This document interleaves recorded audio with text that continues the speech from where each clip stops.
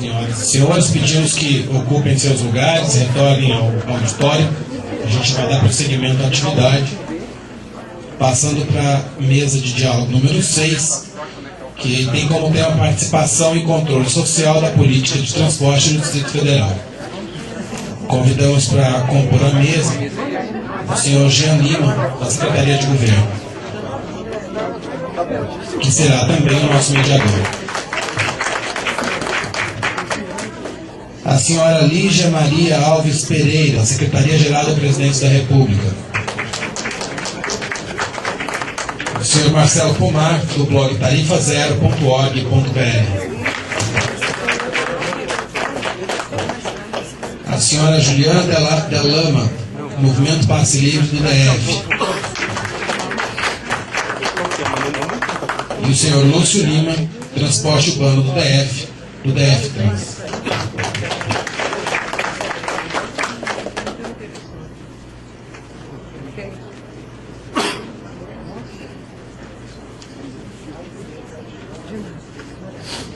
Nesse momento eu passo a palavra ao senhor Jean Lima, representante da Secretaria de Governo, para que faça a condução dos trabalhos.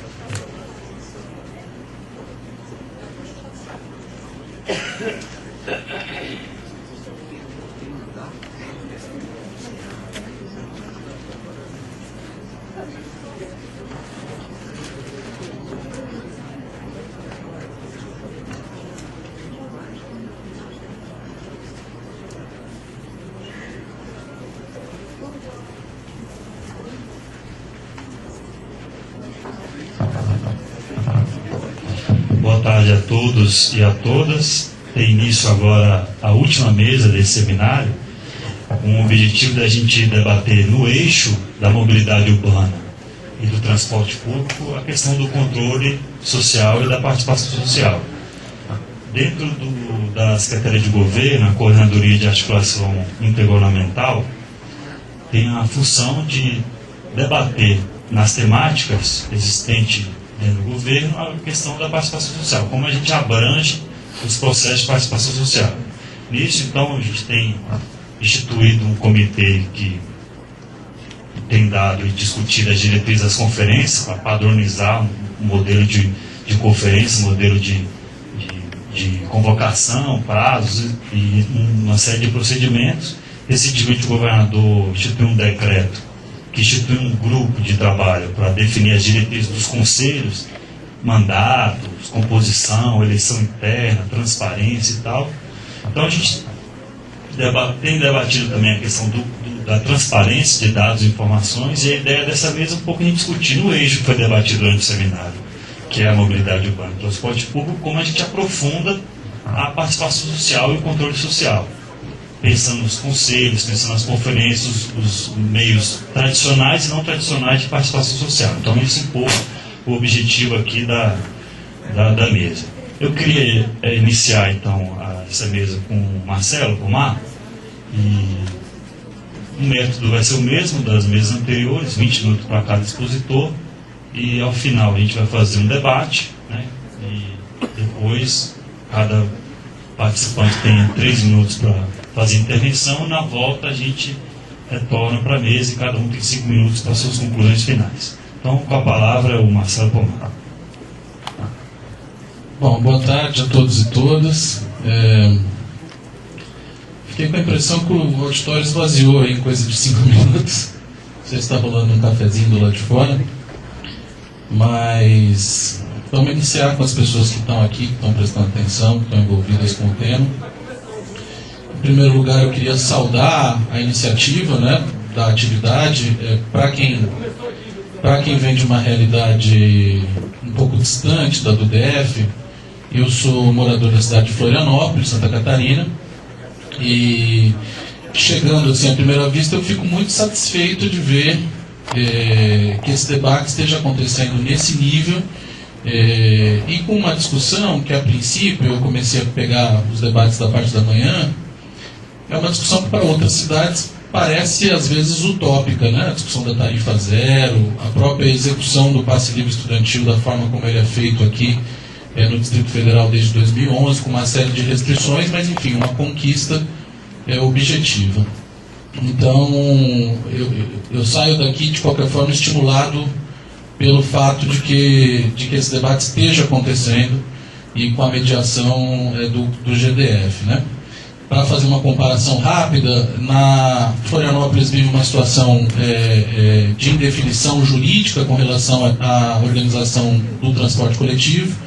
As concessões caducaram em 2009 e a Prefeitura apresentou agora um projeto de edital de licitação e, ao invés de fazer um seminário para debater, etc., então, eles preferiram fazer uma audiência pública na segunda-feira, às 8 da manhã, com um cordão de isolamento da Polícia Militar na frente, com medo da participação popular, né? Então, há contextos e contextos, né? Esse é um pouco do contexto que eu trouxe de Florianópolis. Bom, eu vim aqui compartilhar algumas ideias com vocês e falar de alguns fatos que eu considero consumados e falar um pouco de junho de 2013 também, porque não tem como falar de participação popular e controle social sem entender o significado e os impactos e desdobramentos políticos que junho teve nessa questão. Mas antes de entrar propriamente no tema, eu preciso dizer o lugar sócio-histórico, digamos assim, de onde eu falo, porque eu fiquei um pouquinho mal impressionado com a mesa da manhã, porque eu achei o debate essencialmente técnico, né? Ou demasiadamente técnico. E eu acho que há uma inversão de premissa nessa avaliação, né? Esse debate sobre mobilidade urbana não é um debate técnico, ele é um debate político. Eu estou falando aqui como um ator político, uma pessoa que participa do debate como um sujeito histórico, e colocar a técnica na frente da política é um grande erro, porque na realidade a política é um instrumento fundamental de mediação de conflitos na sociedade, de possibilidade de construção do novo e de atuação propriamente histórica para mudar a sociedade. Portanto, limitar o problema de se a tarifa zero é possível ou não é possível por variáveis técnicas ou por equações, está completamente equivocado. A determinação é primeiro política e depois os técnicos resolvam a determinação política, né? A técnica existe fundamentalmente para isso. Então eu estou falando desse lugar, antes de mais nada, né? Acho que a mesa passada corrigiu um pouquinho essa distorção, acho que a gente teve um debate mais político. Bom, dito isso, acho que a primeira afirmação que eu quero fazer é que nós vivemos uma crise de mobilidade urbana. Acho que isso é uma crise que eu posso falar sem maiores dificuldades de constatá-la, né? Uma crise sobre a qual as manifestações de junho de 2013 expressaram um sintoma importante, uma crise em que a violência brutal do trânsito, vejam, nós perdemos 50 mil brasileiros e brasileiras todos os anos em acidentes de trânsito. Os Estados Unidos saiu do Vietnã por causa de 50 mil norte-americanos, que foram as baixas que eles tiveram no Vietnã. Nós perdemos 50 mil norte-americanos, perdemos 50 mil brasileiros no trânsito todos os anos. Eu acho que esse é um sintoma também expressivo que não pode ser ignorado, né? E o próprio surgimento e a consolidação do movimento Passe Livre como um ator importante dessa temática também expressa talvez um terceiro sintoma dessa crise de mobilidade, né? A partir desse cenário, eu tenho que falar de alguns vilões dessa crise, né?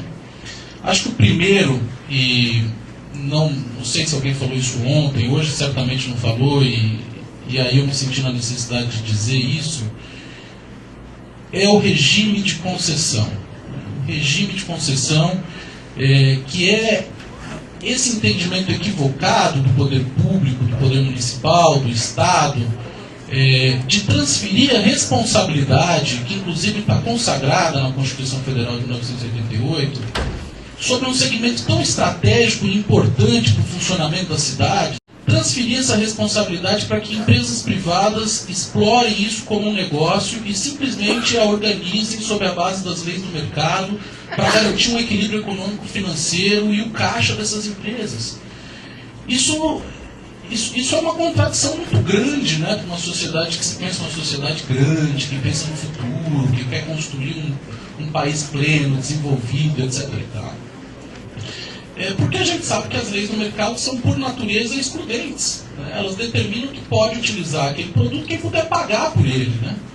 E o regime de concessão, que deveria ser a exceção, na realidade é a regra. Na maior parte do país, o transporte coletivo é organizado dessa forma. Quer dizer, o poder público abre mão da sua responsabilidade de organizar o transporte, de geri-lo, de pensá-lo, de projetá-lo e de executá-lo de acordo com interesses sociais e coletivos, com os interesses do desenvolvimento, e simplesmente joga para a exploração de meia dúzia de empresas privadas, o que, de maneira não incomum, são as financiadoras das campanhas eleitorais desses mesmos gestores, em muitos casos. Né?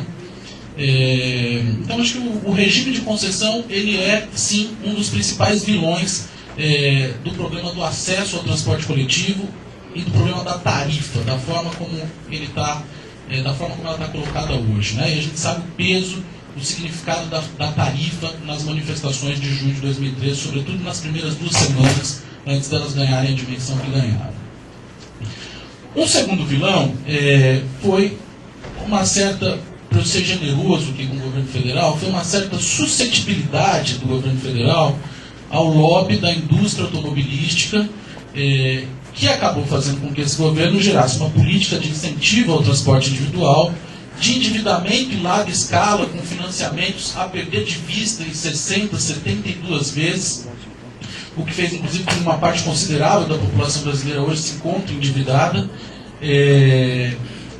na perspectiva de terem o seu automóvel, entupindo, inclusive, todas as cidades brasileiras de automóveis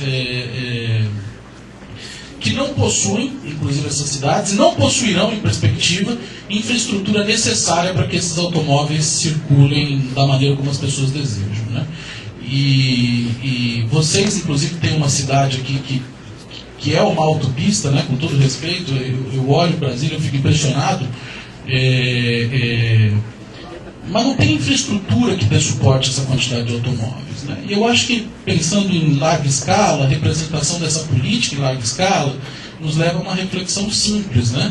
Se cada um dos 6,5 bilhões de seres humanos que tem no planeta nutrirem a esperança de um dia ter um automóvel, nós vamos afundar, certo? Não existe a possibilidade, isso é insustentável.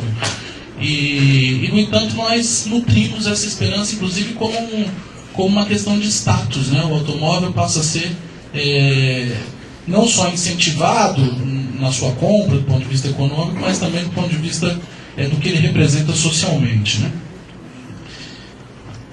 E, por fim, um outro aspecto importante da crise de mobilidade é a própria constituição das cidades como um cenário físico, contundente, real, das profundas desigualdades sociais que permeiam a nossa sociedade. A nossa sociedade é uma sociedade extremamente desigual.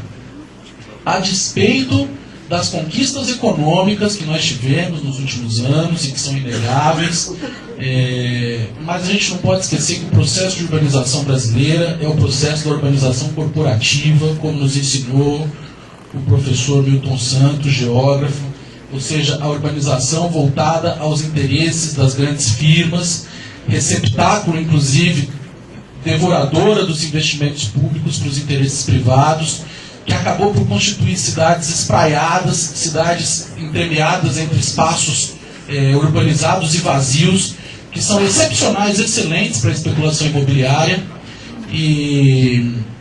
mas que não atendem aos interesses, especialmente da pobreza que se encontra nas periferias. Né? Quer dizer, nessas periferias você não tem os equipamentos públicos necessários, o deslocamento é uma necessidade imperiosa, as pessoas não se deslocam de ônibus porque elas gostam de se deslocar, elas se deslocam de ônibus porque elas precisam trabalhar, elas precisam vender sua força de trabalho, elas precisam garantir o estudo aos seus filhos. E é esse contexto de uma cidade profundamente desigual, é nesse contexto que acontecem as mobilizações de junho e que é nesse contexto em que nós temos que pensar o transporte coletivo como uma ferramenta, um elemento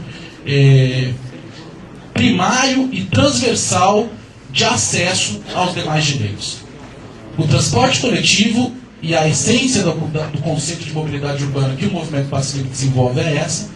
O transporte coletivo, ele é um direito social, assim como a saúde e a educação. Precisamente porque nesse contexto das cidades que eu acabei de frisar para vocês, ele é o primeiro instrumento que garante o acesso aos demais direitos. O transporte coletivo, quer dizer, alguns outros direitos, na realidade, são inacessíveis precisamente porque o transporte coletivo não é acessível.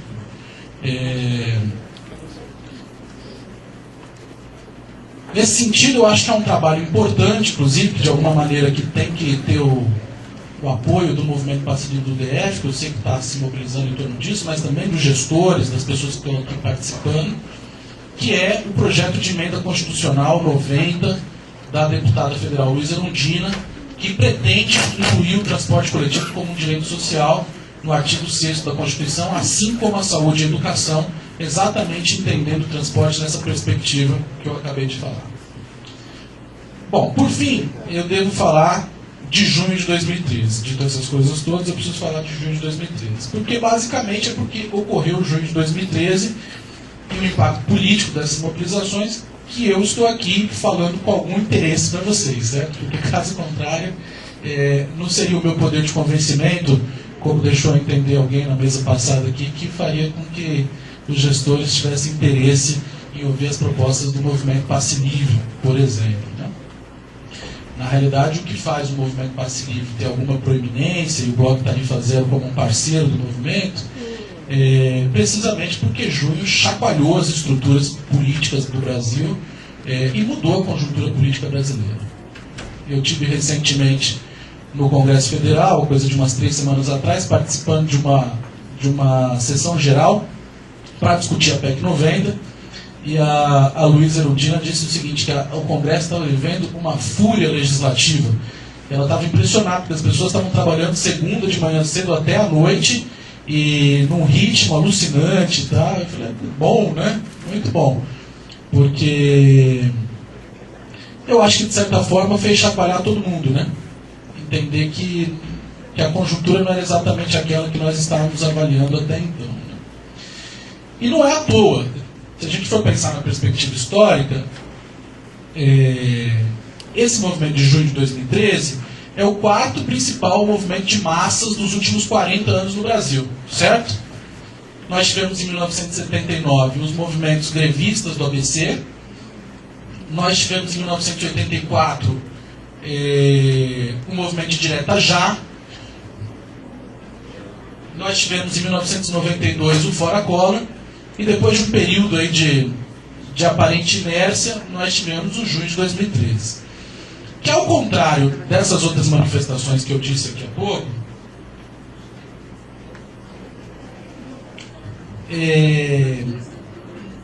ainda não tem um legado político exatamente claro, né? Um legado do que vai ficar de junho de 2013.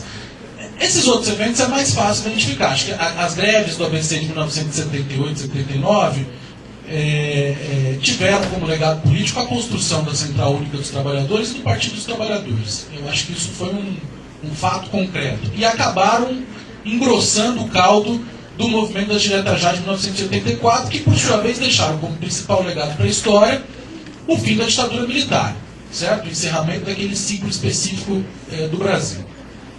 Em 1992, o principal legado é o Fora Collor, acho que é a primeira grande crise da nova República Brasileira, que consegue ter uma solução, um arranjo institucional, certo? Que é a posse do Itamar. Agora, junho de 2013 ainda é alvo de disputa. Nós vimos muito claro uma tentativa, sobretudo na segunda metade de junho, de uma disputa do que significava aquele movimento, de qual seria o legado dele. Inclusive com participação dos grandes meios de comunicação, certo? Todo mundo se lembra da emblemática fala do Arnaldo Jabor, Amigos Errei, que no dia anterior ele detona o movimento, né, diz que é um movimento de baderneiros, etc. e tal, e depois ele, não, é um movimento que veio para redimir o Brasil, um movimento que veio pedir a prisão dos mensaleiros, contra a PEC 37, ou seja, ali nós temos claramente uma tentativa de cooptação dos rumos do movimento. E a disputa por essa narrativa histórica, ela ainda está dada, e nós estamos trabalhando firme nisso. E eu quero dizer para vocês que talvez um dos principais legados de junho de 2013, além do fato de eu estar aqui conversando com vocês, da gente estar discutindo, isso aqui é um legado do junho de 2013, nós baixamos as tarifas em mais de uma centena de cidades do país. Hoje, a conjuntura política para aumentar a tarifa de ônibus em qualquer cidade do país é complexa. Nós trouxemos à cena um ator que até então não participava comumente, o usuário do transporte coletivo. Nós inserimos no debate esse ator, nós colocamos o bote na sala, olha, existe um problema grave, existe uma crise de mobilidade no país. Então, um conjunto de temas relacionados fundamentalmente a essa questão do direito à cidade, do acesso aos demais direitos que estão ali concentrados na cidade. Nós vivemos hoje num contexto urbano em que 85% da população brasileira está vivendo em cidades. Por que as pessoas migraram para a cidade? Porque a cidade concentra as grandes conquistas, as grandes riquezas da humanidade, intelectuais, culturais, tecnológicas, científicas. Só que essas riquezas são disponíveis a todos?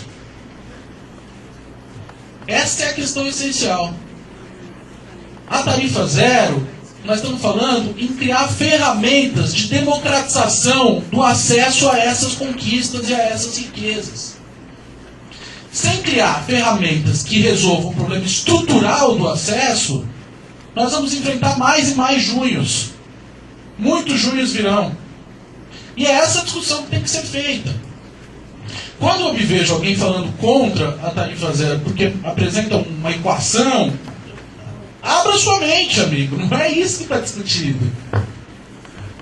O que está discutido é o seguinte: as riquezas estão aí e as pessoas querem acessar. E você não me vem explicar com equações como é que resolve isso. Porque para equações se responde com movimento social nas ruas, com mobilização. Então, assim, o principal da disputa sobre esse legado de junho, e o que eu gostaria de reafirmar para vocês nesses minutos finais que me faltam, é que, portanto, o problema central é o problema do direito à cidade. Que esse problema é essencialmente político e não técnico. Que nós vamos defender o transporte coletivo como parte da mobilidade. Eu não estou dizendo que o transporte coletivo mobilidade se resume a transporte coletivo, mas como parte desse problema, significa a defesa da liberdade na cidade. A liberdade de circular e acessar as conquistas que nós ajudamos a produzir e construir enquanto humanidade. É isso que está colocado na discussão de tarifa zero. Não é fácil encontrar gestores à altura do idealismo e da ousadia dessa proposta. Não é fácil. O nosso prefeito de Agudos aqui me surpreendeu. Não por ontem, acabei não escutando ele, mas quando eu tive a oportunidade de conhecê-lo na Câmara. Agudos é uma cidade pequena e uma das coisas que ele disse que mais me surpreendeu e me tocou foi o seguinte, que a tarifa zero em Agudos mudou a autoestima das pessoas. As pessoas tinham vergonha da cidade. Melhorou o comércio da cidade, mas é óbvio que vai melhorar o comércio, certo? Porque se o transporte coletivo é o terceiro gasto no orçamento das famílias, e eu passo a não ter esse gasto, o Albuquerque falou isso num dos debates aqui hoje de manhã, numa pergunta. Eu vou gastar esse dinheiro com outras coisas, eu vou gastar esse dinheiro consumindo cultura, eu vou gastar esse dinheiro em loja de roupa, eu vou gastar esse dinheiro em teatro, eu vou gastar esse dinheiro fazendo outras coisas. Faz parte de uma concepção de que também a formação das pessoas não passa exclusivamente uma formação restrita para alimentar o mercado. Essa formação tem que dar asas à potencialidade das pessoas, criativa. Então é esse o debate que nós estamos fazendo. Agora, se nós vamos ter gestores à altura, eu espero que em Brasília a gente tenha. Essa cidade já é fruto da ousadia e da coragem de algumas pessoas, certo? Muita gente não acreditava que Brasília era possível, e Brasília está aqui. Oxalá seja Brasília a primeira grande cidade do Brasil a dar o exemplo de ter a tarifa zero, porque nós vamos olhar para vocês e vamos dizer, olha só, isso sim é uma postura ousada, e eu tenho certeza que vai dar frutos, inclusive, aos gestores que tiverem coragem de encará-lo. Agora, para encerrar, o movimento Passe Livre não se ilude, e não nos iludamos.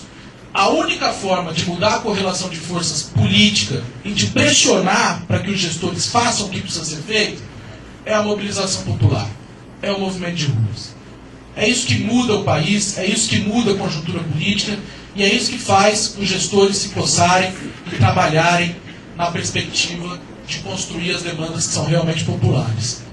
Então, saúdo a iniciativa e conclamo novamente que a gente construa novas jornadas de luta na perspectiva de fazer desse debate não só um debate, mas uma proposta concreta de construção da primeira capital no Brasil com tarifa zero para todas as pessoas. Muito obrigado. Obrigada, Jean. Cumprimento a mesa. Parabéns, Marcelo, pela sua exposição. Não te conhecia de nome, de fama, mas pessoalmente não. Parabéns a vocês pela participação nesse evento. É importante a gente valorizar os espaços onde nós somos chamados para discutir, para colaborar, por mais que não sejam da forma como a gente espera, por mais que os resultados não sejam aqueles resultados que a gente espera, mas é um processo, como a nossa própria democracia o é, né? É um processo em construção. E quanto mais esse processo for construído coletivamente, mais frutos positivos esse processo vai ter. Vocês devem estar se perguntando assim, o que o governo federal está fazendo nesse espaço aqui, que tipo de novidade ou que tipo de contribuição o governo federal traz para o que está sendo discutido aqui. Primeiro, porque o que vocês estão fazendo aqui, nós, o governo federal, entendemos como um direito. Né? O direito de participar, o direito de ir para as ruas, o direito de se manifestar livremente, o direito de expor suas ideias e até aceitar, né, aqueles que têm, aceitar e, acima de tudo, respeitar aqueles que têm posições diferentes das nossas. Porque esse é o caráter de um governo democrático. Então, quando a gente vem discutir a proposta, até mudei o tema, né, participação social como método de governo, o que a gente está querendo dizer com isso? Bem, eu retorno um pouquinho ao que eu disse no início. A gente não quer nada pronto. Mudou a tela, por favor? Pode voltar? Travou? Sem problema. Primeiro, porque, como eu disse para vocês, para nós participação é um direito. E nós defendemos isso. Não é uma coisa pronta, não é um direito que está dado na efetividade do dia a dia. Vocês viram isso quando milhares de brasileiros, centenas de milhares de brasileiros foram para as ruas, é porque alguma coisa está errada. Né? Como disse o Marcelo aqui, ele pontuou, ele colocou as ponderações dele, alguma coisa não está atendendo à sociedade, ao cidadão brasileiro da forma como ele gostaria de ser atendido. Então, nada mais justo do que, se as formas que estão postas não me atendem, eu vou criar novas formas para que elas possam me atender. E o que eu quero deixar claro para vocês é que nós, do governo federal, entendemos e defendemos que a participação é um direito, que o Estado tem que ser um agente indutor e um agente promotor desse direito. Eu não vou ficar descrevendo para vocês, aí na tela vocês estão podendo ver, onde nós podemos pescar, né, e beber na fonte dessa ideia de participação social como um direito, na Declaração Universal dos Direitos Humanos, na nossa Constituição da República Federativa do Brasil, de 88, no seu artigo 1º, na Conferência de Viena, Carta Ibero-Americana. Vocês são todos ligados e online o tempo todo, nós estamos no celular ou nos computadores, a gente pode acessar isso depois. Pode passar, por favor. Bem, qual que é a importância da participação social nesse contexto todo aí que vocês estão discutindo, que nós estamos debatendo? Nós partimos do pressuposto de que a aliança entre o Estado e a sociedade civil contribui fortemente, significativamente, para o fortalecimento da democracia, como eu já disse anteriormente. E reflete o quê? O Brasil tem uma multiplicidade de espaços de participação que reflete a complexidade da nossa sociedade brasileira. Nem isso, Marcelo, deu conta, né? Nem toda essa multiplicidade de espaços de participação, de governos abertos ao diálogo, né? Tanto em alguns municípios, alguns estados e no governo federal, determinados setores do governo mais abertos do que outros, vamos dizer a verdade, nem isso dá conta de toda a expectativa que a sociedade tem de ser ouvida, de ser parte de um processo, de participar de todas as etapas de elaboração de determinada política pública. A sociedade é o maior interessado que a gente tem em uma determinada política pública. Então, por que o governo tem que prescindir dessa aliança com a sociedade? É uma escolha errada, é uma escolha infeliz daquele governo que prescinde desse diálogo, dessa construção coletiva. Bem, como eu disse, o resultado dessa participação e desse diálogo se concretiza na ampliação dos espaços institucionais e no aperfeiçoamento da democracia participativa no nosso país. Por que a gente fala tanto de democracia participativa e democracia representativa? O Marcelo citou aqui da fúria legislativa do Congresso, né, que a deputada Luísa Erundina disse. A fúria legislativa do Congresso foi uma resposta. Né? Tinha projeto que estava parado lá há mais de 20 anos. Tem coisas excelentes que foram aprovadas, mas tem coisas também que não foram tão excelentes assim. Né? Vocês vejam o caso do orçamento impositivo, o caso do deputado Donadon. Né? A fúria legislativa vai para um lado, mas vai para outro também. E impressionante que a fúria legislativa nunca vai para o lado de aumentar a participação no Congresso Nacional.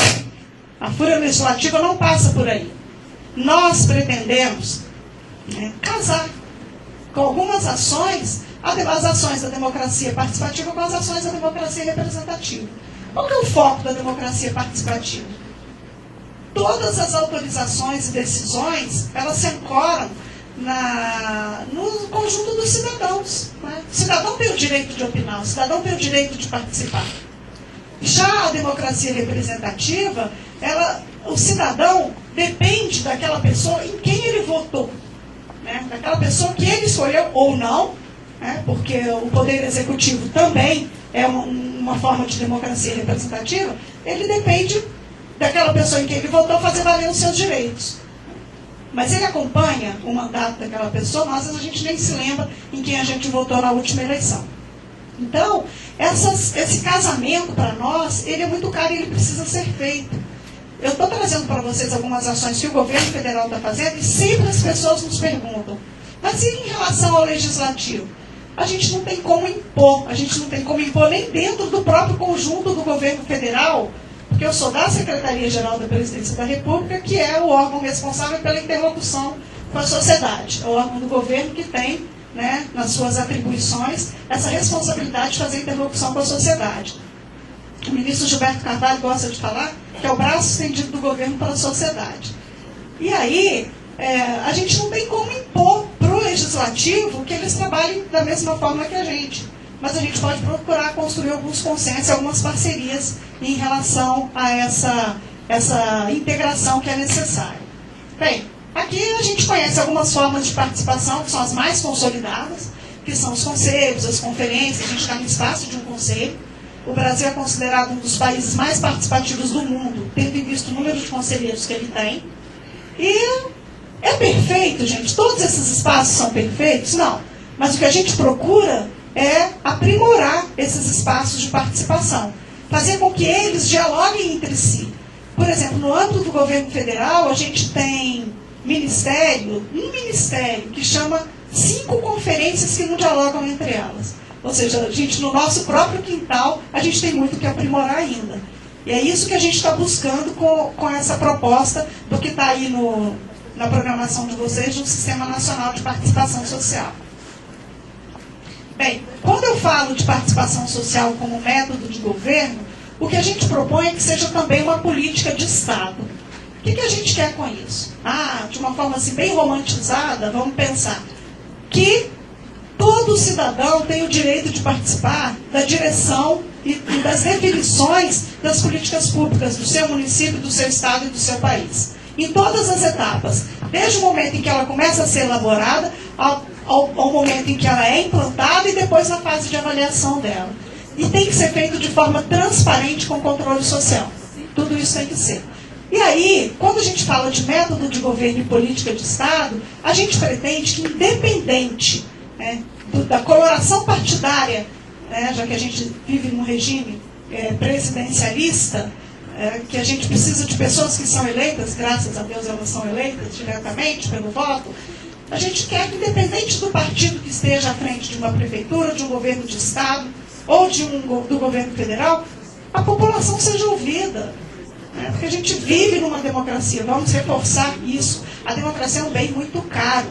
E quando a gente propõe uma política nacional de participação social, a gente está, na verdade, no âmbito do governo federal, explicitando quais são as diretrizes gerais da participação social que vão incidir sobre o governo federal como um todo. E deixando claro qual que é o papel do Estado, qual que é o papel do governo. Ele tem que ser o agente indutor e promotor desse direito humano à participação. Em relação ao sistema nacional, o que a gente está propondo e está trabalhando isso? Um conjunto de medidas que fortaleçam os espaços de participação social, os já existentes, de forma que eles tenham interação entre eles e articulação entre eles, mas a gente não pode prescindir das novas formas e linguagens participativas, porque o mundo está evoluindo a olhos vistos, numa velocidade gritante, e a gente não pode ficar preso só a determinados formatos, né, de participação. Também não podemos prescindir deles. É a velha história de jogar água do banho com a criança fora.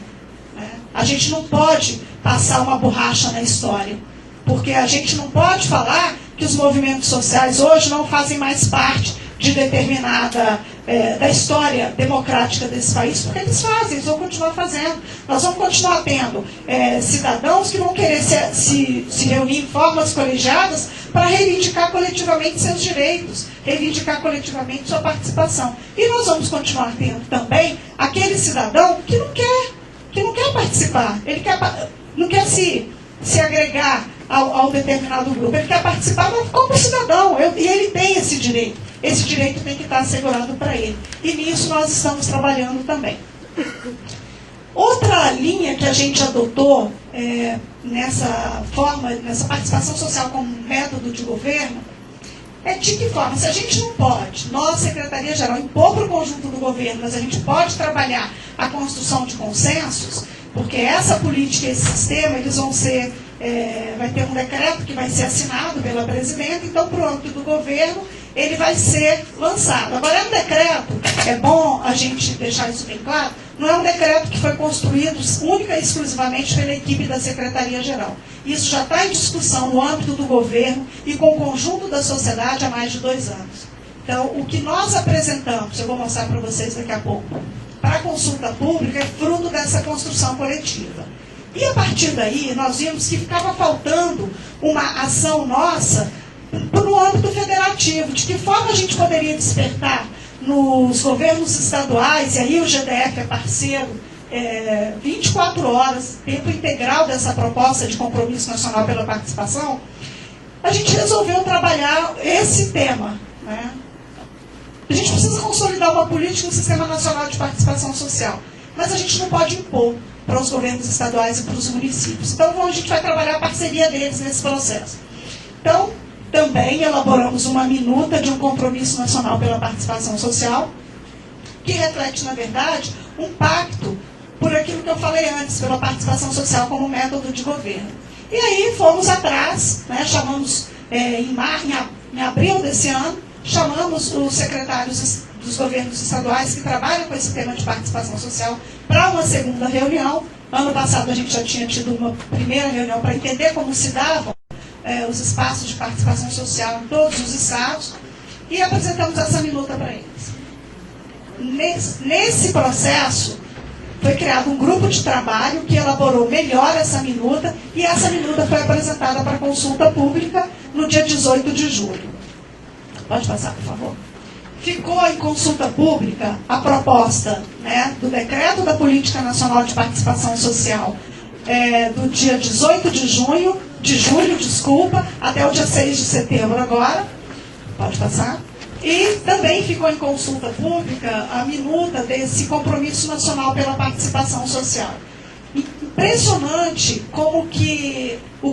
Alguém aqui acessou isso? Alguém aqui ficou sabendo dessa consulta? Impressionante as contribuições que chegaram, a riqueza das contribuições que chegaram, e aí eu faço uma referência importantíssimo, porque os movimentos, né, de junho de 2013 alertaram os governos que alguma coisa estava errada, ou essa forma de governar aí não estava interessando muito não. Isso está muito refletido nas propostas que nós recebemos nas 2 minutas que estavam em consulta. Aí está um gráfico que a gente... Ele é fresco, eu recebi agora há pouco, antes de sair para cá, as pessoas que estavam administrando o nosso portal da participação. Aí está o gráfico que fala da duração das visitas. O maior grupo de mais de 4 mil pessoas ficou entre 5 e 15 minutos no portal. Ou seja, essas pessoas contribuíram, ou pelo menos leram aquilo que a gente estava propondo. Eu não entendo muito de internet não, Marcelo, mas dizem que em termos de permanência num determinado portal, que não seja Facebook ou Twitter, é um tempo grande, mais de 5 minutos na internet. O próximo gráfico são as contribuições. O Brasil inteiro contribuiu nesse processo de construção coletiva que nós fizemos. A maior participação foi de São Paulo, seguida do Distrito Federal. Depois tivemos Paraná, Rio, Bahia, Minas, Santa Catarina, Rio Grande do Sul e Pernambuco. Mas todos os estados brasileiros contribuíram. O estado que teve menor contribuição foram 11 contribuições e chegando num total de 4.615 visitas. O que eu quero dizer com isso? Pode passar, por favor. A gente está discutindo um ideal de país. A gente ainda não tem o país que a gente quer.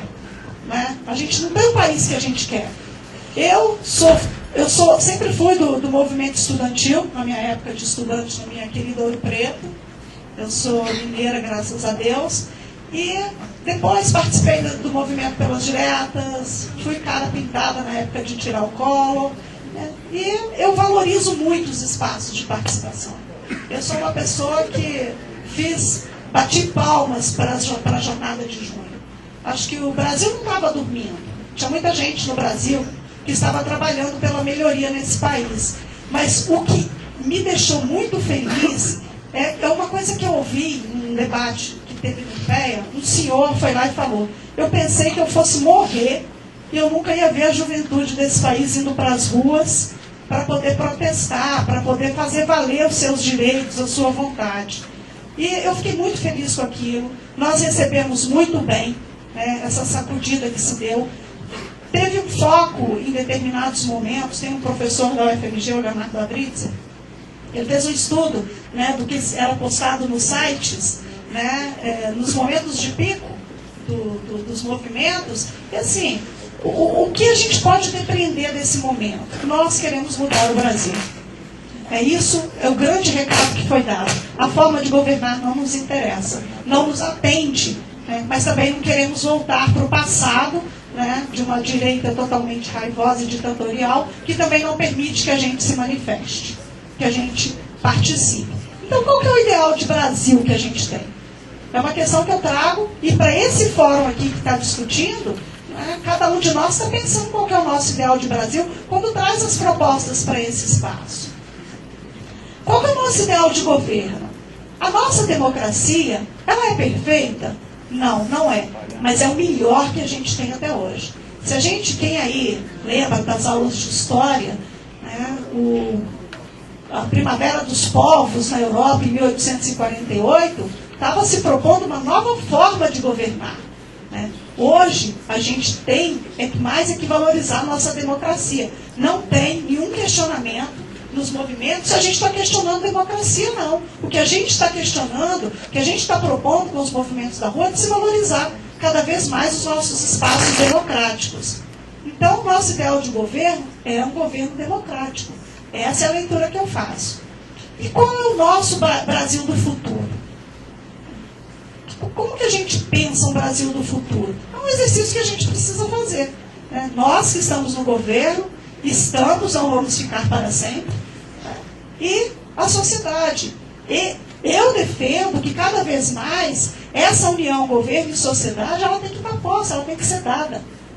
Se tem governo que não dialoga, eu acho que a gente tem mais é que partir para abrir as porteiras e dominar essas novas fronteiras. Né? O diálogo ele tem que ser estabelecido, mas com efetividade. Com efetividade, não é simplesmente ouvir. Esse diálogo tem que resultar em propostas efetivas. Essa participação ela tem que ter propostas efetivas para a sociedade ver que não está participando por nada. E tem um bem, gente, que é muito caro para nós, que é a educação para a cidadania ativa. Nós temos que preparar tanto a sociedade, dando para ela conhecimento para poder participar de forma qualificada dos espaços, quanto o governo. Né? Eu afirmo, sem medo de errar, que o nosso Estado não está preparado para a participação. Nós precisamos dominar essas fronteiras. Mas eu deixo para a gente pensar, isso daí não é propaganda da presidenta Dilma, nunca, mas é importante esse recado que ela deixou, né, na posse dela, no discurso de posse dela no Congresso Nacional, no dia 1º de janeiro. O destino do Brasil, o Brasil do futuro, ele é o resultado daquilo que cada um de nós hoje, juntos, vamos fazer por eles. E aí, um sozinho não faz história. Nós todos juntos temos capacidade de mudar os destinos desse país. Muito obrigada. E eu defendo que a gente pense também espaços, né, de diálogo, de formação, porque eu acho que esse é um espaço de diálogo e formação também, em que a gente possa ter formatos diferenciados, em que o governo fale menos, né, e que a sociedade fale mais. Obrigada. Obrigado, Lígia. O conselheiro Lincoln falou referente ao conselho, que é o econômico social. A composição do conselho tem 81 membros, sendo 1/3 do governo, 27 membros do governo e 2/3 da sociedade civil. Ou seja, 54 membros.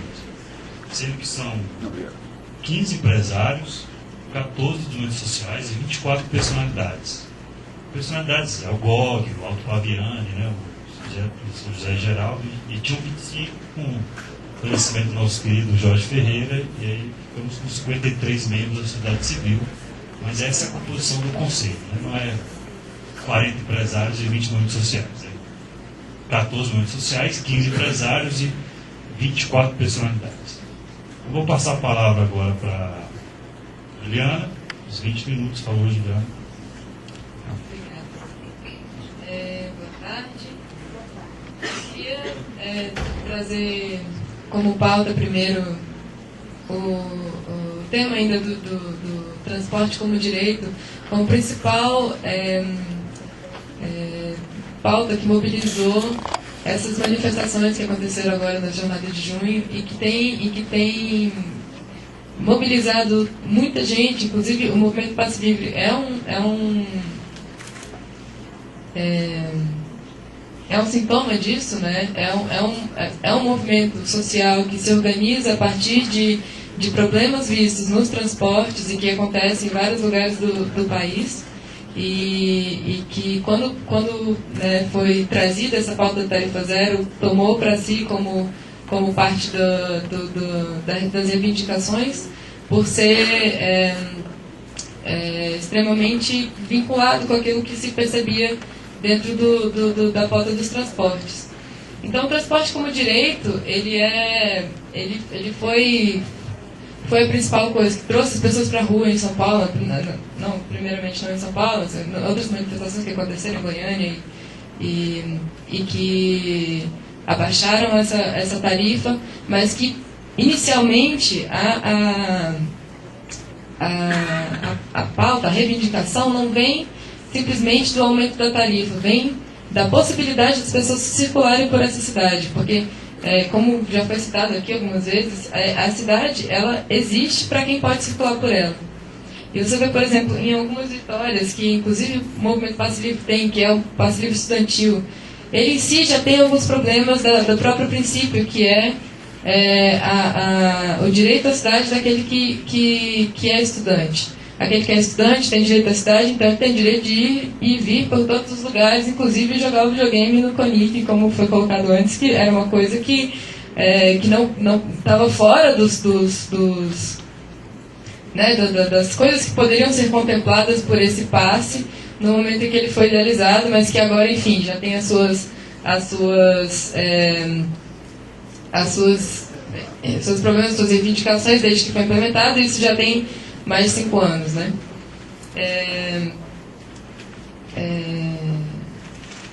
Bom, enfim, essa pauta do transporte como direito, ela precisa ser aprofundada e vista de uma maneira assim.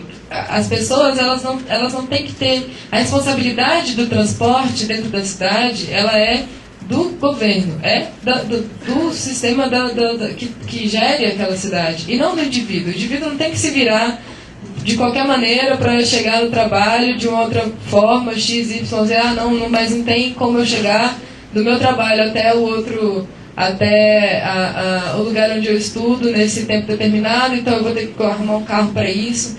Não, essa função é uma função do Estado, é uma função que precisa ser, é uma responsabilidade que precisa ser tirada do individual.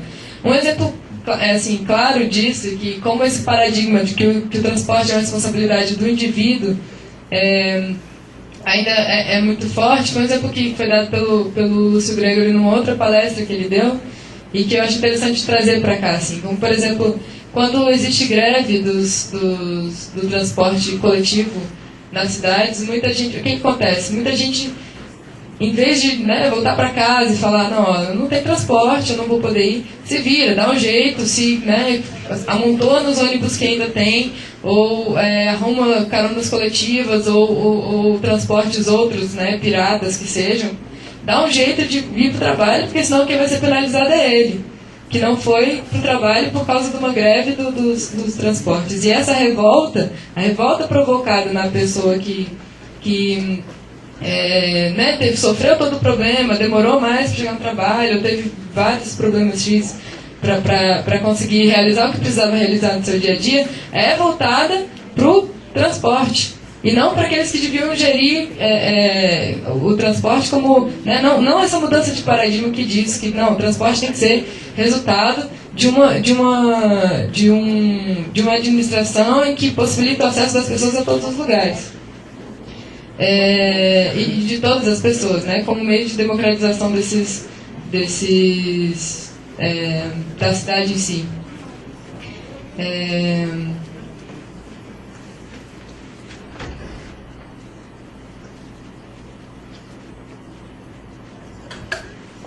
Bom, a gente escutou aqui algumas horas sobre está sendo trazido um novo modelo de organização do transporte coletivo aqui em Brasília, já foi no DF, já foi aceita a licitação e tal.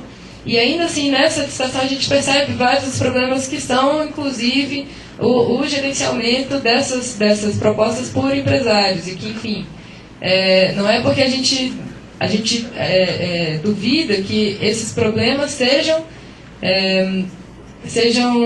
bem resolvidos por empresários como função de gerar o lucro em cima daquilo que é o transporte. Então, não é por uma boa ou uma má administração, não é só por a gente poder ou não conferir o lucro que os empresários têm por cima do transporte, mas é porque se o transporte continuar na mão dessas pessoas, continuar com esse paradigma que ele tem hoje em dia, a gente vai continuar tendo problemas como o que a gente teve agora no escândalo que saiu sobre o preço da passagem no metrô, que saiu de São Paulo, que saiu aqui, e fazendo essas apurações que aconteceram, como por exemplo o prefeito de Agudos que trouxe aqui e falou, a gente percebe, fazendo os cálculos, que as passagens custariam 80 centavos por pessoa, e não 2,20, como cobram em todas as cidades que estão ao redor.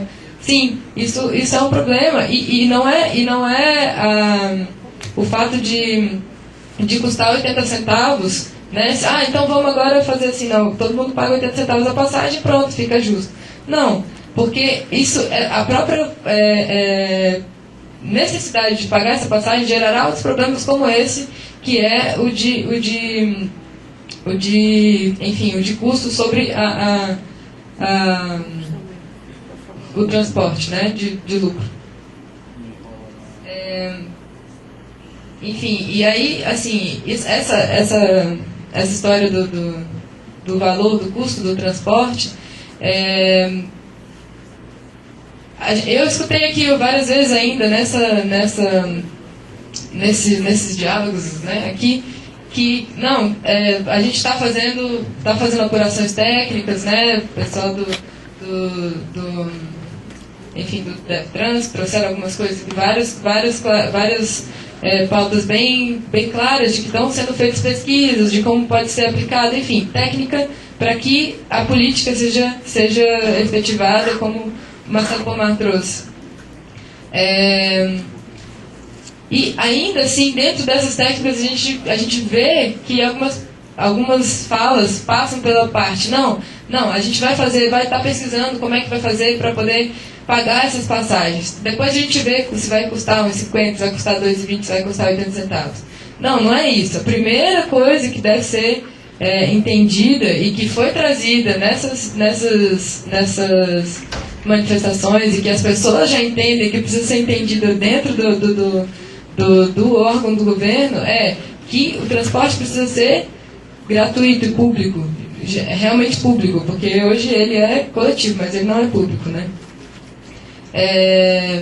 Então, a partir disso, né, a partir dessa delimitação, a partir de clarear essa ideia que é transporte como direito de todos, beleza, agora a gente vai criar mecanismos, porque existem mecanismos, e a gente já ouviu isso aqui, de várias pessoas, que vários mecanismos são possíveis e outros podem ser criados, né? A cidade em si, ela também não é uma coisa que está aí na nossa mão e que existiu e que a gente tem que aceitar e a gente transforma. E isso está relacionado ao transporte também. A mudança de paradigma que é o mais, vamos dizer, desafiador, né? Mas aí eu faço coro com o Marcelo Pomar quando ele diz que ter gerentes que adotem essa proposta, que é desafiadora, é bastante, né, importante, assim.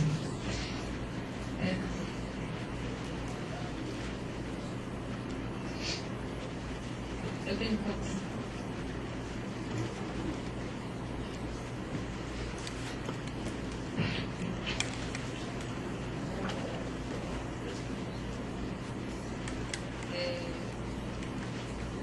Bom, eu acho que assim, a gente percebeu aqui nesse seminário que vários espaços foram abertos para colocar, houveram várias discussões políticas sobre a própria pauta do Tarifa Zero, de ser o que ele é, sobre o direito à cidade e tudo mais, e houveram algumas partes que foram exposições técnicas da possibilidade de implantação da Tarifa Zero. E algumas vezes a gente vê que existe um distanciamento daqueles que vêm fazer as propostas, porque a gente, enquanto movimento social, vem trazer a pauta, né, a demanda, e trazer esse problema para o governo, para que o governo faça suas deliberações, pesquisas e tal. E essas pessoas, quando trazem ainda algumas informações, e isso veio, né, de algumas pessoas, alguns momentos e algumas vezes o DEFTRANS teve a oportunidade de trazer algumas coisas, alguns gráficos bem apresentados e esclarecer essas possibilidades de como se construiria essa Tarifa Zero, que deve ser construída, inclusive, pós, né, manifestações de junho, coletivamente, conjunto com movimentos sociais, com pessoas da sociedade e parlamentares e governo e tudo mais. Conseguiram trazer algumas dessas possibilidades para que a gente pudesse discutir, mas ainda assim ela fica pequeno o tempo, a gente não consegue aprofundar. Então, é importante que a gente tenha novos espaços, né, novos seminários em que a gente consiga discutir mais a fundo e construir coletivamente essa possibilidade real de aplicação da Tarifa Zero no Distrito Federal. E, assim, esse distanciamento que ainda existe, que a gente ainda escutou falar aqui, que não, a gente está buscando técnicas para resolver isso, a gente está né, pesquisando e tudo mais, uma das possibilidades é essa. Isso é uma coisa que a gente não quer mais, eu acho que está mais que claro que, como os movimentos sociais, as pessoas estão na rua e a gente quer trabalhar para a construção coletiva disso e que aconteça de verdade. A gente não quer trazer uma pauta simplesmente e beleza, resolvo. Não, a gente quer estar junto nisso. E então, assim, existe a proposta de que a gente faça essas assembleias, esses seminários de discussão mais aprofundada das técnicas, né, sair daqui desse seminário com essa proposta prática, de fazer outros seminários em que a gente discuta as técnicas e saiba quais são os caminhos que o governo está dando o governo está propondo para que essa demanda popular seja atendida. E enfim, que fique bem claro que essa demanda seja a demanda da tarifa zero em si, que a gente está lutando, e não só a gente do MPL, mas todas as pessoas que estão na rua, por uma vida sem catracas, efetivamente, sem ter uma tarifa que seja ela qual for, de 80 centavos, 50 centavos, porque aquelas pessoas que pagam, elas são as pessoas que estão sendo penalizadas, como foi trazido até o exemplo do Paulo César Marques, colocou uma coisa interessante mais cedo, que foi sobre a possibilidade da implementação da tarifa zero agora, inclusive, né? Para além de todas as outras adaptações que precisam ser feitas, como melhoria do transporte, que isso é uma coisa que a gente luta também, obviamente. A gente quer um transporte de qualidade. A gente quer um transporte que não esteja quebrado, que não quebre no meio do caminho, que não faça a gente perder mais meia hora e ficar super brava da vida o dia inteiro, porque me atrasei para o trabalho, para o estudo, para o que seja. Mas dentro dessa perspectiva que está instalada hoje em dia, existia a possibilidade daqueles que são as pessoas que sofrem com o problema do transporte não serem os únicos a pagarem por ele. Então, mesmo na atual conjuntura do sistema de transporte coletivo do DF, ou, sei lá, nacional, as pessoas que pagam o transporte são aquelas que sofrem com os problemas dele, e não todo mundo, que também teria benefícios, né, geral de todo mundo, caso essa tarifa fosse bancada por todos. Bom, enfim, para concluir, eu queria só fazer um pedido para que depois o Jean, o nosso mediador, desse uma posição sobre o que o governo está pretendendo com esse seminário, assim, nas suas considerações finais, que a gente, né, quer tirar propostas práticas aqui. Bom, enfim, obrigada.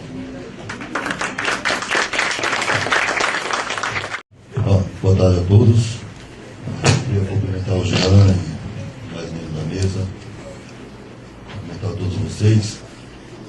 É sempre muito bom falar de transporte e mobilidade urbana, né? Um tema que está tão falado no Brasil inteiro, principalmente depois de junho, né? Então, acho que uma bela oportunidade e a gente deve continuar discutindo, porque a mobilidade está em crise, pelas questões que foram colocadas aqui, pela própria condições, né, dos congestionamentos das cidades, a necessidade de se investir em transporte de massa. Bom, mas eu vim falar da participação e controle social do transporte, que é os nossos comitês de transporte. Colocaram aqui como se fosse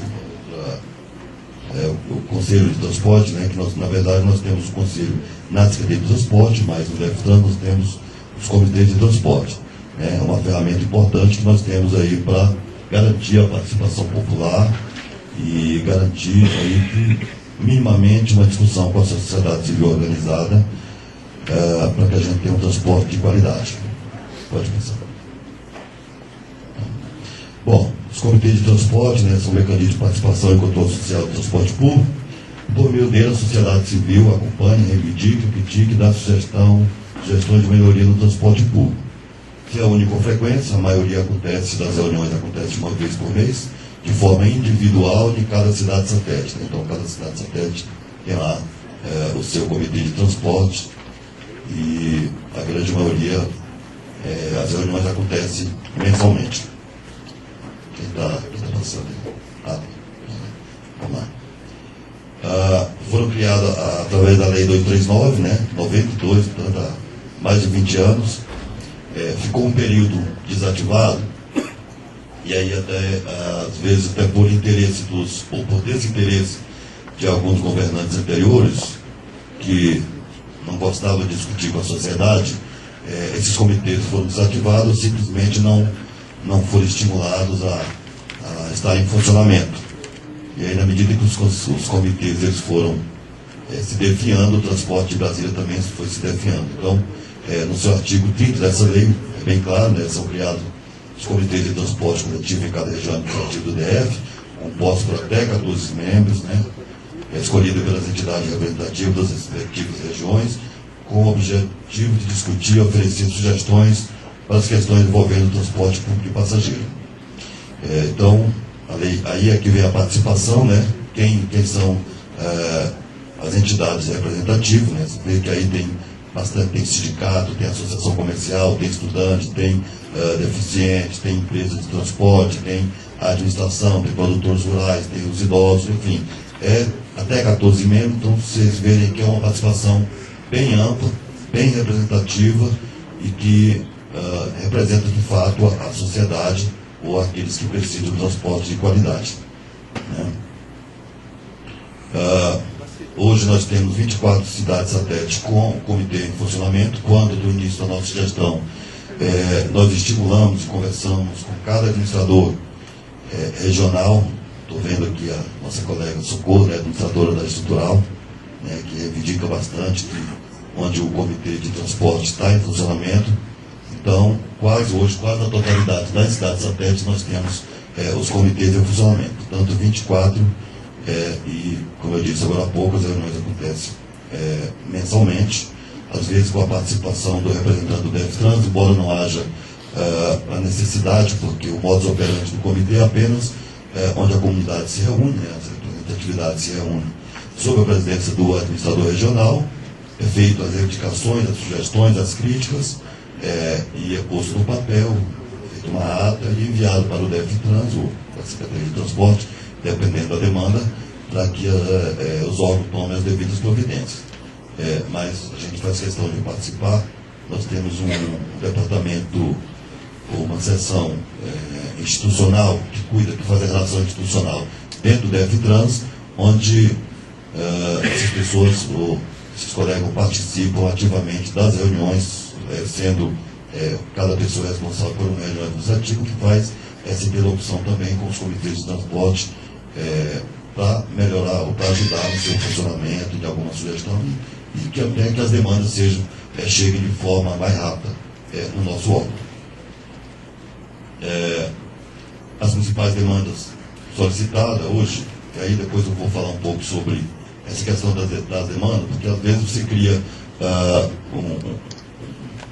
um comitê com objetivo, ou os comitês, e ele acaba se desvirtuando até em função do momento. Hoje, por exemplo, a cobrança maior são as mudanças de itinerário, criação de linha, parada de ônibus, aumento do número de ônibus em determinadas linhas, e algumas reclamações, como não cumprimento de itinerário, não cumprimento de viagem, ônibus que passa fora de hora.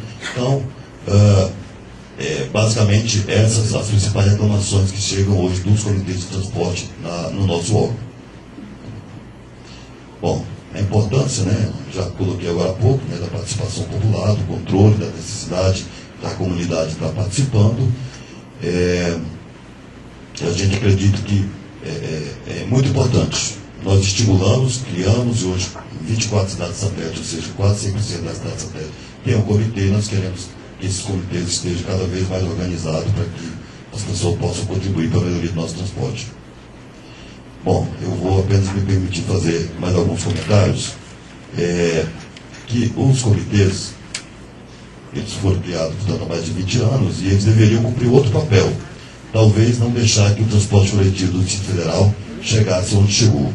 E hoje, quando se fala, você vai nas reuniões e acaba as sugestões ou as solicitações, sejam de mais ônibus, de mais linhas, se o transporte tivesse organizado, ou se os comitês tivessem sido organizados, ou cumprido o seu papel bem antes, o transporte não teria chegado onde chegou.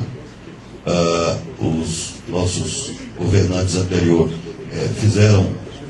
desmontaram também os comitês, desmontaram o aparelho de fiscalização, que é o DF-Trans, entregou a gestão do sistema para as empresas, e o que se viu, quando meu colega disse o seguinte: nós já passamos do fundo do poço há muito tempo.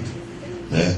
A situação do transporte público do Distrito Federal totalmente desregulamentado, né? E aí eu estou falando até 2010, final de 2010, porque quando o governador Aquinela assumiu com a determinação clara de melhorar o transporte coletivo, e tem feito isso com muita coragem, enfrentando todos e a todos, e chegamos hoje num patamar, não é ainda o ideal, mas certamente nós estamos já enxergando, já sabemos qual é o horizonte que nós vamos chegar, que é a melhoria de fato. Hoje nós temos 10% da frota já operando, 10% de carros novos.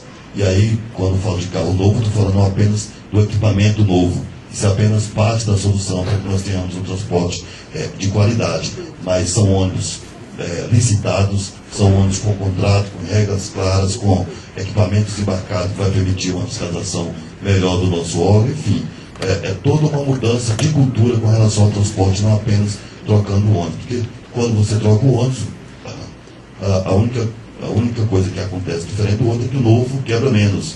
Mas se continuar com essa quantidade de linha, com essa quantidade, o ônibus que não passa no horário, você não consegue fiscalizar, de um pouco adiante esse esforço que o nosso governo está fazendo. Portanto, nós superamos aí quase 200 ações judiciais e administrativas nesses últimos 2 anos, no sentido de impedir que a licitação não acontecesse, e ela pode, nós estamos indo, talvez não é o transporte ainda, mas certamente é muito melhor do que o que nós pegamos dia 1º de janeiro de 2011, e nós queremos fazer do Distrito Federal a capital modelo do país. Quando, do início aí dessas manifestações, eu ficava observando, assim, que me perdoe os colegas aí, mas a nossa situação é infinitamente melhor do que em algumas partes do país. Evidentemente, como eu disse, nós não é o transporte dos nossos sonhos. Ele está apenas começando a melhorar, mas não é o transporte dos nossos sonhos. Mas, por exemplo, em alguns lugares, discutindo a redução de tarifa que tinha acabado de ser aumentada. Nós, naquele momento, com 7 anos e meio sem reajuste de tarifa. Discutindo o passe livre estudantil. Nós aqui, passe livre do estudante é 100% subsidiado pelo governo. Discutindo tarifa zero. Nós já chegamos a discutir tarifa zero, e é uma ideia que esse governo não abandonou e no momento certo vai voltar a discutir. Nós estávamos discutindo, em alguns lugares, discutindo a melhoria da frota. Nós já estávamos no meio de uma licitação, ou findando uma licitação, com vista na melhoria do transporte. Então, partindo desse patamar, do que era reivindicado nas principais cidades do país, nós estávamos num patamar bem elevado, ou seja, um pouco na frente, ou bastante na frente, nas melhorias que nós estamos pretendendo fazer. Transporte de qualidade, né? Quando você fala que é um transporte bom, transporte novo, limpo, que tenha confiabilidade do usuário, que seja barato, temos o transporte com tarifa zero, né? Essa cidade aí que foi colocada, esse nome da cidade aqui, isso. Tem gente que está pedindo apenas transporte, ainda que seja caro, ainda que seja. Tem gente que está pedindo apenas transporte. Nós queremos, no Distrito Federal, dar um transporte público de qualidade para todos, com a participação popular, estimulando a participação através dos comitês de transporte de outros mecanismos, a contribuir para a melhoria. E eu acho que a pauta desses comitês, para concluir, a partir de agora tem que mudar. Eu costumo dizer o seguinte: esse governo está fazendo a sua parte, que é melhorar de fato o transporte coletivo. E até o final do ano a população vai ter claro o que é um transporte de qualidade. Senão, não, as melhorias, se todas as melhorias não estiver ainda implantadas, mas a população vai ter uma noção clara do que vai ser o sistema de transporte. Aí sim, entre os comitês, para nunca mais deixar que nem o governante, independente de quem seja, volte a fazer com o transporte coletivo igual nossos governantes anteriores fizeram. Aí é fiscalizar, aí não é pedir linha, aí é para fazer outro tipo de ação, participar ativamente, para não deixar que o transporte vá para o fundo do poço, ou passe no fundo do poço, conforme chegou, porque a população não merece o que passou e ainda está passando em algumas regiões, né? Eu acho que o transporte, e aí costumo dizer que o transporte, as pessoas falam da saúde, que a saúde é precária e que a pessoa vai no médico 2, 3 vezes por ano, ao contrário do ônibus, que é 2, 3 vezes por dia. Então quem sofre com o transporte sofre diariamente pelo menos 2 vezes. Então os governantes têm que ter bastante responsabilidade, acabar com esse poder predador que é como se fosse um comércio, que é apenas para beneficiar. E aí o colega falou de uma meia dúzia de empresários, mas assim, na verdade é uma meia dúzia de empresários que controla o Brasil inteiro. Se você pegar 5 ou 6 empresários, eles mandam no transporte do Brasil inteiro. Então, o maior empresário de ônibus da América Latina está aqui perto da Papuda, né?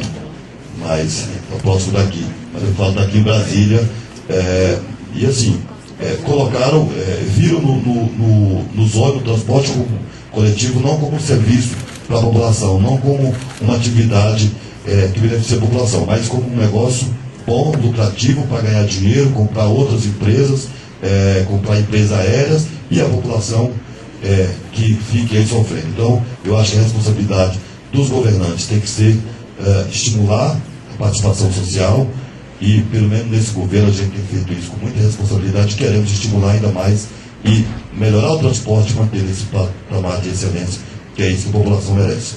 Muito obrigado a todos. Queria já responder a pergunta da Juliana e já pegar carona na fala da Lígia sobre o fato da Secretaria-Geral da Presidência ser o braço estendido da sociedade, né? A Secretaria de Governo no âmbito do GDF tem essa mesma função. E além de ser o braço estendido, a gente está num ponto de conflito, convergência, né? Porque a gente tem que dar conta de entender e compreender os conflitos da sociedade que também estão dentro do governo. O governo não é uma posição só, não é uma cabeça só, não é um partido só, tem correlação de forças, assim como tem a sociedade. E aí, respondendo a pergunta da Juliana sobre esse seminário, qual é o objetivo do governo, qual é a proposta? Sendo bem sincero aqui, a gente tem feito, a partir dessa questão de ser o braço estendido, e algumas pautas pela própria mobilização da sociedade, por isso que é importante isso, eu acho que o próprio Marcelo colocou muito bem, as ruas está em mobilização, porque para fazer a disputa que tem que ser feita dentro do governo, uma disputa que é política, que é a mesma disputa que é feita na sociedade, a gente precisa dos movimentos sociais mobilizados. E eu vou citar um exemplo aqui, que é no âmbito da reforma agrária, foi instituído um fórum devido à mobilização dos movimentos sociais do campo aqui, qual é o objetivo desse fórum de política fiscal de reforma agrária? Ele coloca os órgãos do governo federal, INCRA, MDA, ICMBio, os órgãos do governo distrital aqui, Secretaria de Agricultura, EMATER, SEASA, e os movimentos sociais na mesma mesa. A gente passou 6 meses para a gente trabalhar com a mesma informação. O INCRA falava uma coisa, a TRCAP falava outra, o movimento falava outra. Então nós passamos 6 meses instituindo um manual de informações de área por área, onde estava acampado, e hoje todos trabalham com a mesma informação. Então, o MST, a TRCAP e o INCRA têm a mesma informação sobre as áreas que os movimentos estão acampados ou os assentamentos. É a mesma informação, não existe mais informações divergentes, a gente trabalha com a mesma informação. A segunda etapa foi uma parceria que o governo do GDF fez com o governo federal de a gente fazer o processo de reforma agrária sem precisar doar terra. Como é que era o processo antes? A TRCAP tinha que doar para a SPU doar para o INCRA, e aí sim virava assentamento. Demorava 4 anos. Hoje a TRCAP já pode ceder diretamente para o assentado, né? Isso foi fruto também da mobilização dos movimentos sociais e uma política deliberada do Fórum de Reforma Agrária. Então foi feito um termo de parceria que o INCRA reconhece essa exceção que a TRCAP dá e o assentado entra na política nacional de reforma agrária. Então ele recebe crédito de habitação, crédito de instalação, crédito assistência técnica, uma série de coisas. Por que eu estou dizendo isso? Isso foi fruto permanente da luta dos movimentos sociais do campo, que conseguiu refletir dentro do governo, foi criado um fórum, que depois instituiu um conselho. No mês passado a TRCAP destinou a Terra Cap, estou falando de Terra Cap, quem é de Brasília sabe o que é Terra Cap, destinou 5 áreas para a reforma agrária e agora o Conselho pediu mais 6 áreas e está em processo de discussão na diretoria, mais 6 áreas que a Terra Cap vai destinar para a reforma agrária. O que a gente espera desse seminário é justamente isso. Esse seminário é fruto da mobilização dos movimentos sociais. Aqui não teve aumento de passagem, porque o próprio movimento sempre existiu isso aqui. Aqui já tinha passe livre, porque foi uma luta do próprio movimento, e agora a gente está num debate que é o tarifa zero. Se a gente vai ser pioneiro ou não nesse processo, a gente vai discutir junto. Mas qual é o objetivo desse seminário? Nós vamos levar uma síntese dessas propostas do grupo de trabalho do Conselho. O Conselho vai pensar quais são as formulações e ele vai levar para o governador na reunião do pleno. Então, existe a instância do grupo de trabalho. O grupo de trabalho pode pensar, não, a gente tem que discutir melhor no colóquio, no outro seminário, a questão da tributação. Tem que saber, se eu pegar o tributo do IPTU, do IPVA, vamos discutir só a tributação para discutir o tarifa zero. Ou o Conselho, o grupo de trabalho pode sugerir um fórum de mobilidade para acompanhar, fiscalizar, já que o próprio secretário que admitiu que o Conselho de Transporte é ineficaz, ineficiente no seu acompanhamento e tal. Então a gente vai discutir, e esse é o interesse do governo, discutir saídas para a mobilidade, integrar as políticas, né? O trabalho que está sendo feito em relação ao transporte público, o trabalho que está sendo feito pela Casa Civil em relação às ciclovias, né? Então, tentar, junto, integrar as políticas de mobilidade urbana, discutir políticas alternativas, integração, metrô, modal, diversos tipos de modal e tal. Então, esse é o objetivo desse seminário, dar seguimento a uma resposta que veio das ruas. Então, a gente tem em outras experiências dentro do governo avanços de resposta que veio da rua, outros não, está parado. Tem pautas dentro do governo que estão paradas porque a gente não conseguiu avançar, né? E a própria disputa, tanto interna quanto da sociedade, não impediu os avanços. Então a gente espera que esse seminário aqui repercuta dentro do Conselho de Desenvolvimento Econômico e Social medidas efetivas. É isso que a gente vai fazer e conduzir lá dentro do grupo de trabalho, qual em outras oportunidades o movimento, o parceiro está convidado a participar e a gente discutir aí as diretrizes que foram tomadas aqui nesse seminário. Então é isso, vai ser feito uma síntese e vamos continuar esse debate. Se for necessário mais colóquios, mais audiências públicas para debater o tema, nós vamos discutir. O governador foi o primeiro a dizer que o transporte de Brasília é ruim, é péssimo, de má qualidade. O secretário reafirma isso, o DEFTRAN reafirma isso, estão trabalhando duramente para isso, andam com segurança hoje, porque estão mexendo com interesses milionários, então boa parte sofre ameaça de morte e tal, e a gente tem que agora avançar no outra parte, uma parte, o inimigo de cada vez. Então a gente está vencendo aí uma batalha e a gente tem que discutir agora, até o fim do ano, o sistema em tese, toda a frota de ônibus está renovada e discutir agora os passos seguintes aí, que reivindica o movimento. Então, esse é o propósito desse seminário. A gente vai, sem dúvida, dar continuidade. É do interesse do governo, já foi debatido internamente no governo a questão da tarifa zero, mas para deixar de lado. Em algum momento isso foi debatido, isso foi levado, mas agora pretendemos retomar, junto com o movimento, a sociedade civil, o debate que tem em torno da tarifa zero. Bem, temos 7 inscritos, a gente vai fazer um bloco. O Marcelo precisa sair porque...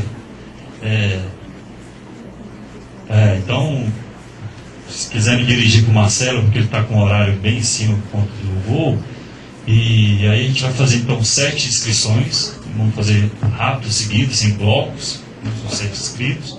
Por favor, se atenha ao tempo aí de 2, 3 minutos, para dar tempo do Marcelo participar aqui dessa parte. Então vamos começar pelo Anderson.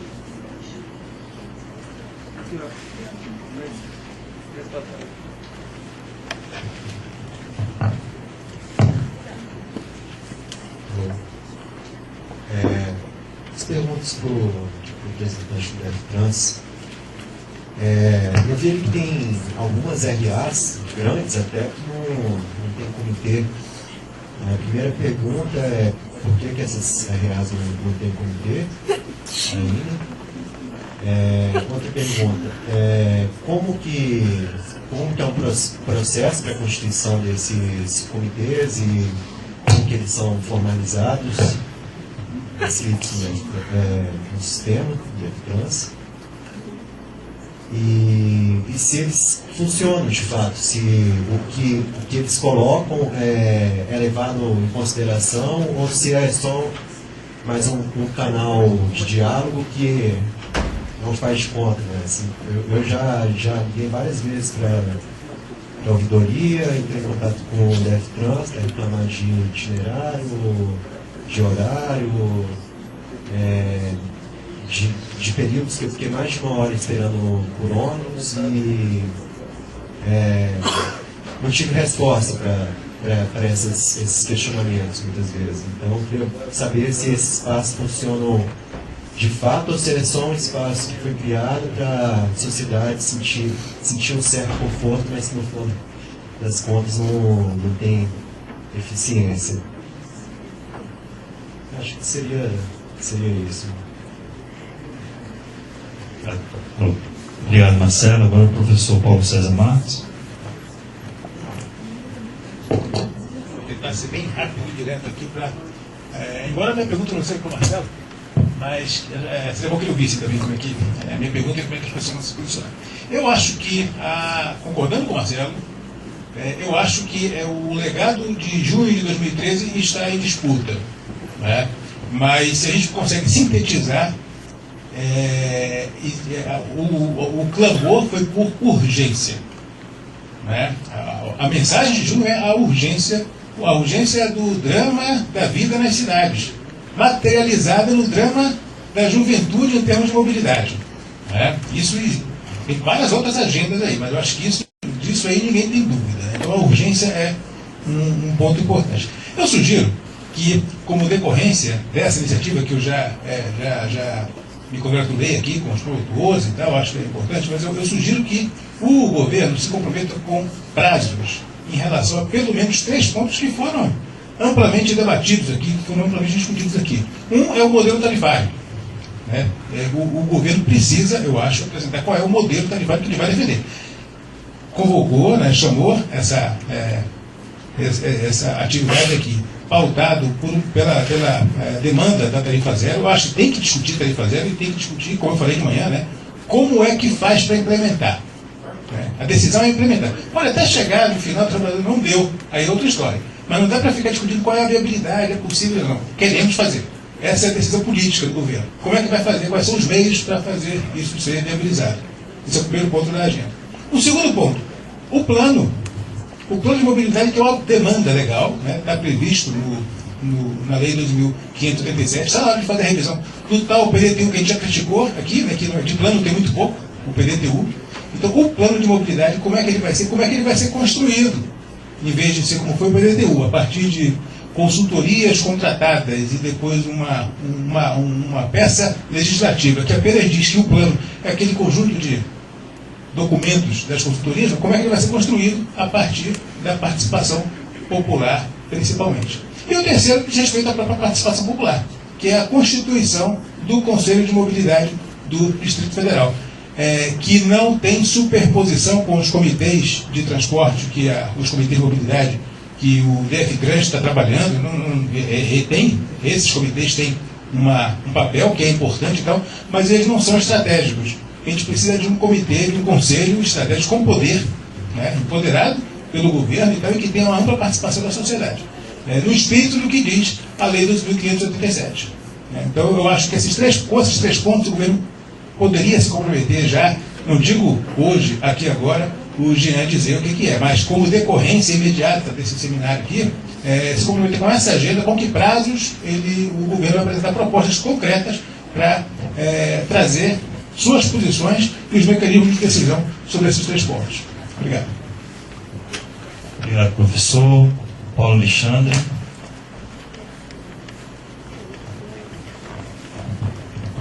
Eu queria, já que a gente está finalizando o diálogo e tudo, eu queria ressaltar o seguinte: a gente não tem como a gente estar importando solução.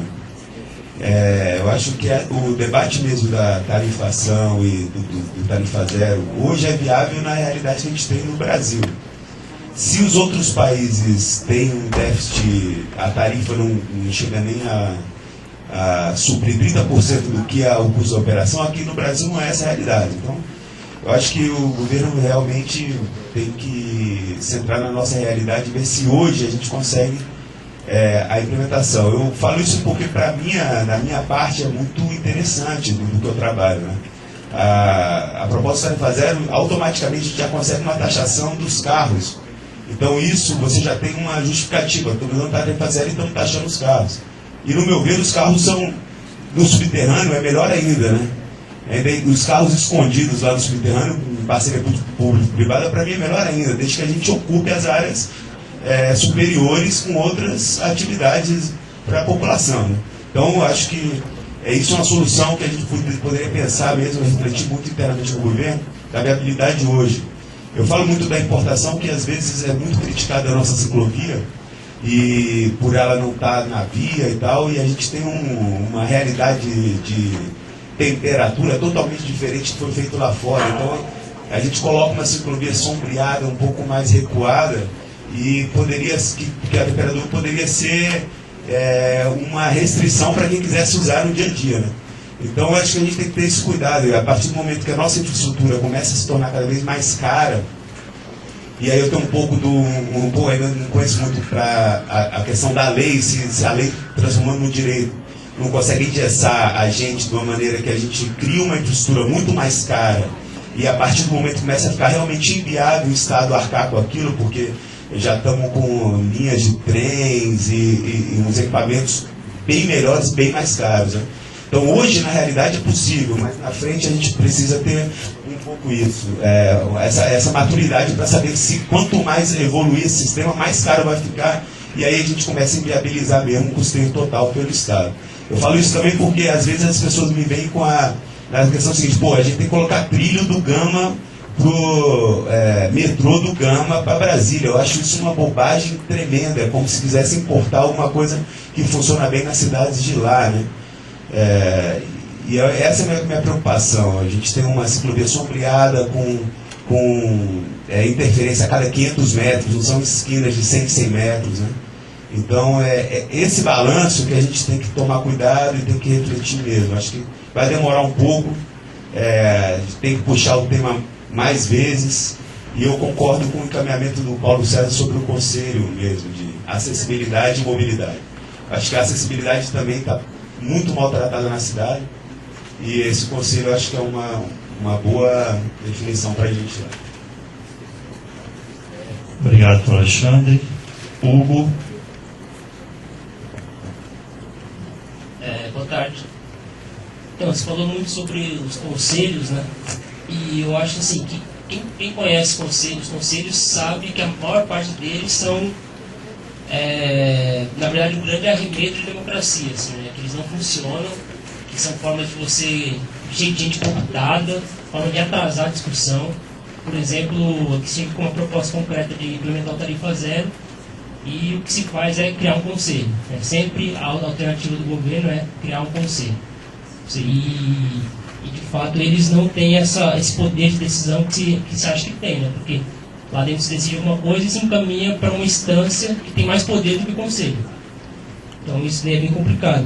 O companheiro falou da Terra Cap, né? Eu fico pensando onde é que estavam os conselhos na hora da decisão sobre o estádio, construção do estádio, sobre o santuário dos pajés. O conselho não tem poder sobre isso. Se esse tipo de decisão passasse pelo conselho, com certeza esse tipo de coisa não teria acontecido. Justamente, ainda mais no caso da Terra Cap, né, que é uma organização verdadeiramente criminosa, né, se de mim trancava aquela porta lá e tacava fogo naquele prédio lá inteiro. E, enfim, então é isso. Eu acho que a solução que o governo traz é continuar e aprofundar as estratégias já existentes e não criar coisas novas, né? Sim. Aqui, apesar que já foi falado aqui na parte da manhã, de que a gente vive uma crise econômica, uma crise política, mas principalmente eu acho que uma crise de ideias, né? Eles têm ideia nova para poder fazer a coisa.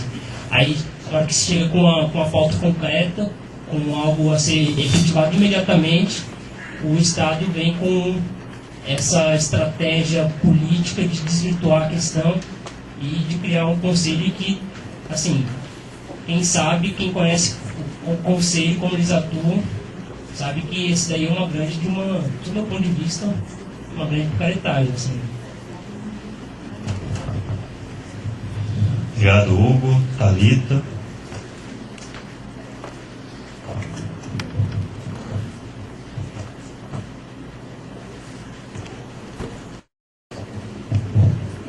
Oi. Meu comentário também vai para o representante do DFTrans, no sentido dos comitês, que eu estranhei que o plano piloto não está entre eles. E o plano ele recebe linhas de todas as RAs, e eu imagino que é necessária uma gestão dessas linhas e também o próprio deslocamento interno do plano. Que se você precisa ir da L2 para W3, só um grande circular na causa. Porque se você esperar um zebrinha que faça esse deslocamento, digamos, L2 Sul, W3 Norte, é praticamente impossível você chegar lá em pouco tempo. Então, assim, o meu questionamento é na situação nas linhas menores locais. Uma linha, por exemplo, do zebrinha, que fizesse justamente essa parte interna das quadras, será que isso não seria interessante tanto para quem mora no plano, quanto para quem passa tempo, o seu dia no plano? Eu imagino também que essas linhas locais seriam interessantes em todas as outras cidades. Porque na época que eu era criança, que tinha as lotações, eu me deslocava facilmente. Tanto se eu quisesse sair da cidade que eu morava, que era o Bandeirante, para ir para o shopping, para ir para Candanga, para ir para o Riacho, era muito mais fácil em termos de rapidez das linhas, você ter uma linha menor que atendesse a população mais prontamente do que você esperar 40 minutos por uma linha que não vai te deixar onde você realmente precisa.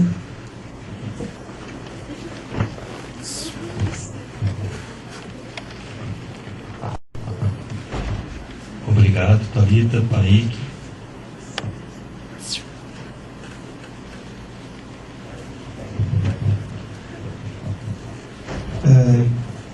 O problema dos conselhos todos que tem, primeiro, eles não são eletivos, não são deliberativos e não são de maioria da sociedade civil.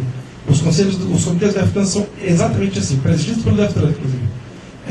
Quando foram criados, pelos primeiros rodados, o presidente era o Campanella. E aí não dá. Se o presidente é o Campanella, a autonomia da sociedade, a decisão da política pública é prejudicada. Então, conselho, se for ter o comitê deliberativo com maioria da sociedade civil, com eleição para ou controle público sobre os componentes desse conselho. Se não, me soma aí a blá blá blá. Essa blá blá blá é enrolação e cooptação, método indireto de governança, novos métodos de governança do Estado e de novas formas de autoritarismo. Por meio da ilusão de participação. Esse é o primeiro ponto. Com relação aos encaminhamentos aqui, essa sugestão. Todo o debate sobre tarifa zero até agora esbarrou no fato de que a infraestrutura, de que a norma institucional do transporte coletivo do DF não existia, era pantanosa, e de que era preciso criar uma infraestrutura institucional do transporte para que pudesse viabilizar uma nova forma de financiamento do serviço, correto? Essa argumentação do Campanella desde 2011. Desde o primeiro dia que ele foi falar sobre tarifa zero, em 2011, ele já falou isso. E do Campanella e do Zé Walter Vasquez. Bem, nós encerramos agora em julho todo o processo de licitação, está em período de implementação, e até dezembro nós encerramos a implementação de todos os novos 2.200 ônibus que vão entrar no DF, entre 1.800 e 2.200, agora eu não lembro o número exato. Ou seja, nós encerramos a fase de reorganização institucional e de reorganização de infraestrutura do transporte coletivo tal qual ele está hoje. Nós temos 10 anos aí de crescimento dessa nova forma de contratação. Essa forma de crescimento precisa de um princípio, e a tarifa zero é o princípio dessa forma de investimento, segundo foi dito aqui. Eu queria falar, inclusive, ao Paulo Alexandre, que depois, acredito que depois de 2 dias de debate, de todas essas apresentações aqui, a gente precisa fazer mais um seminário para debater se é viável ou não. Todos os argumentos serão apresentados. Né? É uma questão de princípio a tarifa zero, porque isso é como fazer. E assim, não tenho tanto tempo assim na vida para estar sendo 2 dias, né, para voltar a debater óbvio. Eu acho que a questão e aí a proposta de encaminhamento prático até o final do ano podemos fazer 3 reuniões por mês, pode ser por meio do CDS, pode ser por meio de outra reunião que seja apresentada, mas 3 reuniões com o objetivo de construir um projeto de tarifa zero. Esse é o objetivo da reunião. A reunião sai com um documento pré-elaborado, a primeira, a segunda sai com um documento melhor acabado, e a terceira ouvindo críticas de mês a mês, fechamos o documento a proposta pública de tarifa zero, as quais as entidades que participaram podem aderir ou não, mas é uma proposta pública formulada por meio da participação social, como você colocou. Essa proposta a gente joga ela debate na sociedade. E a sociedade debate e implementa, mas com uma proposta concreta a ser apresentada, seja no legislativo, seja a ser decretada pelo executivo. Essa é a proposta simples, concreta de encaminhamento.